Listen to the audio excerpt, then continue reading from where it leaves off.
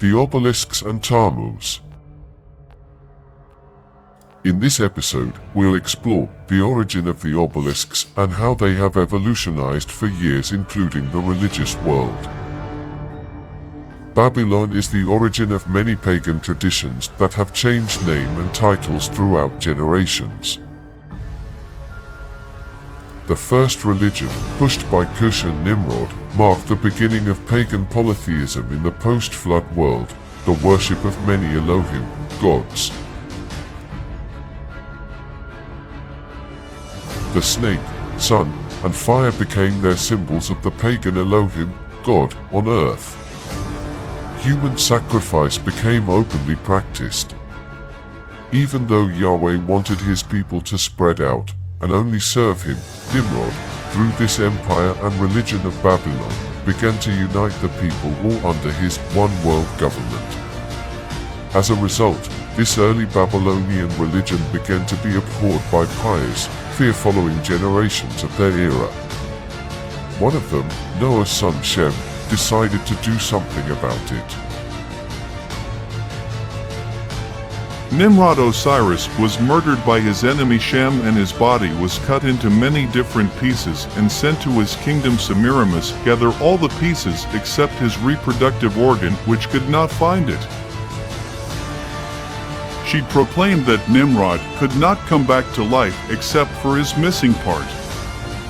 She had a monolithic made and erected in Babylon. Semiramis extracted a huge stone from the mountains of Armenia that was 130 feet tall and 25 feet wide and thick, and brought it through the river of Babylon. The Greek historian Theodore wrote that Queen Semiramis erected an obelisk 130 feet tall in Babylon, which was associated with the worship of the sun and represented the phallic Elohim, God.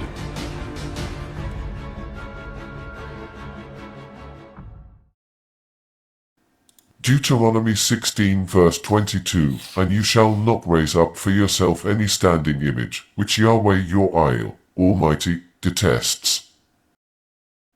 Transliteration, Matzabah. Definition, statues, title, statue, something part, a column, an idol. Ezekiel 8:5 He said to me, Son of man, lift up your eyes to the north.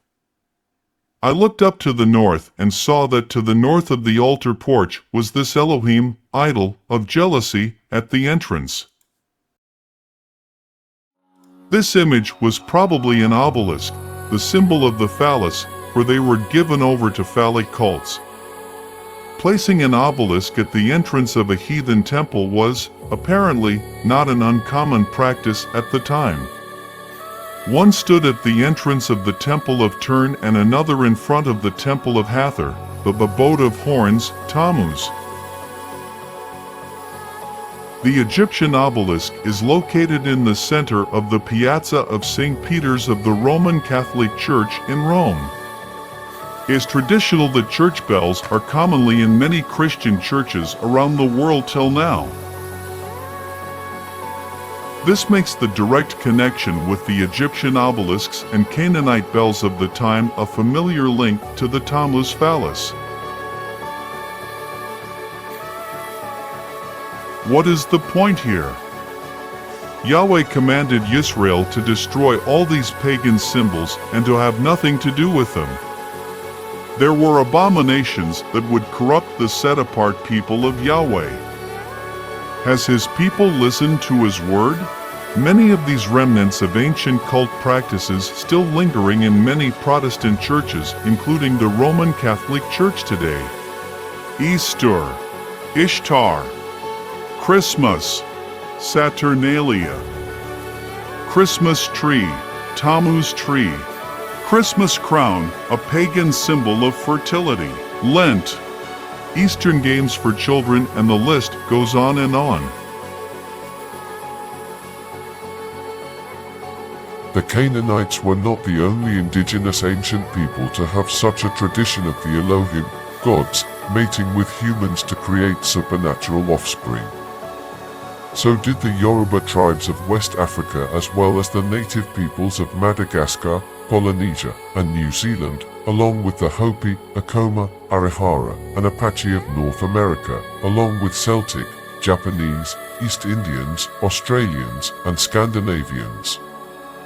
Trees were employed as facilitators or places of meeting, joining of the Elohim, gods of heaven, with Mother Earth, while their branches reach out to Father Sky of the Elohim, gods of heaven.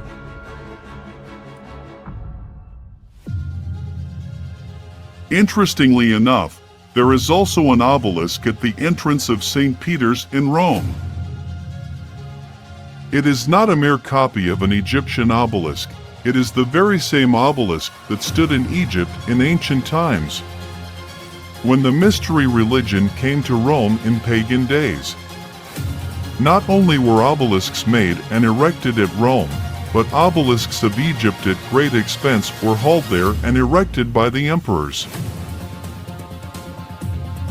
Caligula, in 37 to 41 AD, had the obelisk now at the Vatican brought from Heliopolis, Egypt, to the circus on the Vatican Hill, where now stands St. Peter's.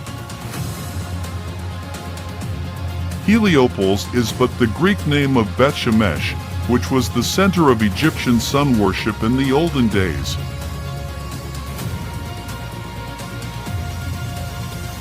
In the Tanakh, the Hebrew scriptures, these obelisks that stood there are mentioned as the images of Beth Shemesh.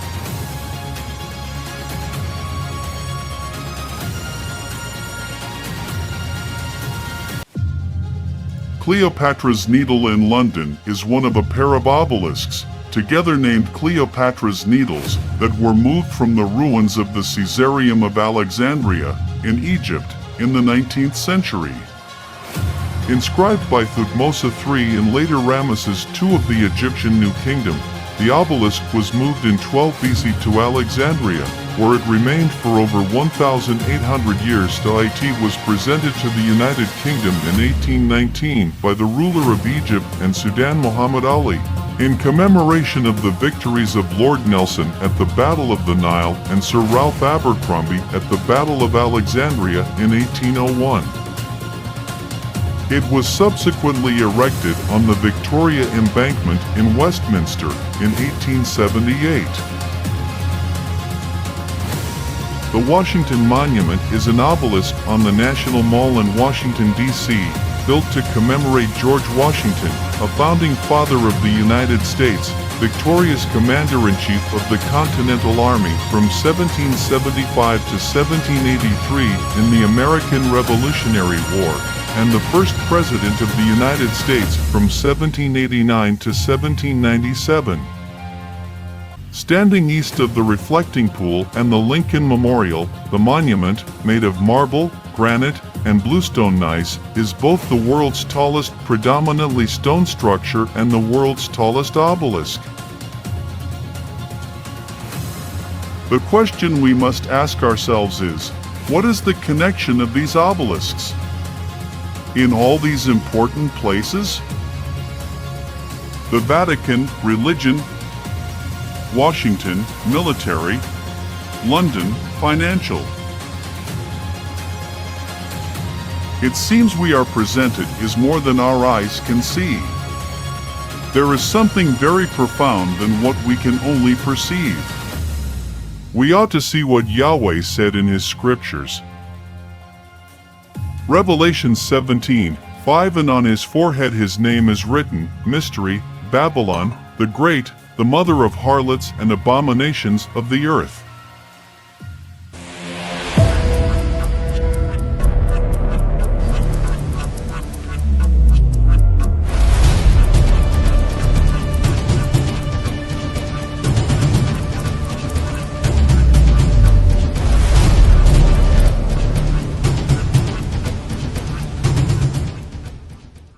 Toda Rabba.